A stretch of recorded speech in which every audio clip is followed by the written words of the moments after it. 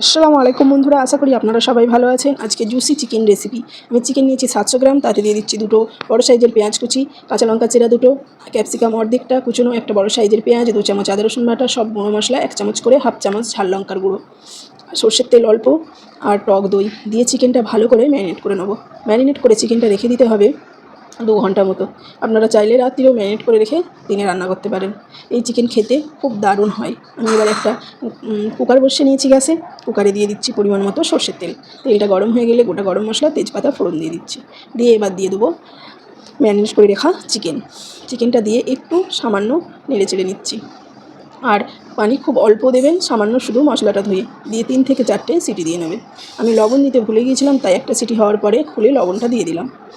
আপনারা চাইলে কড়াই রান্না করার সময়ও দিয়ে দিতে পারবেন। সিটি হয়ে গেছে 4টে। কুকার সরিয়ে কড়া বসিয়ে নিয়েছি গ্যাসে। কড়াই দিয়ে দিচ্ছি ঘি 1 চামচ, দিয়ে চিকেনটা ঢেলে দিচ্ছি। এবার চিকেনটা নেড়ে নেড়ে কড়ার মধ্যে এর ঝোলটা শুকনো করে নিতে হবে, যে পানিটা আছে এক্সট্রা।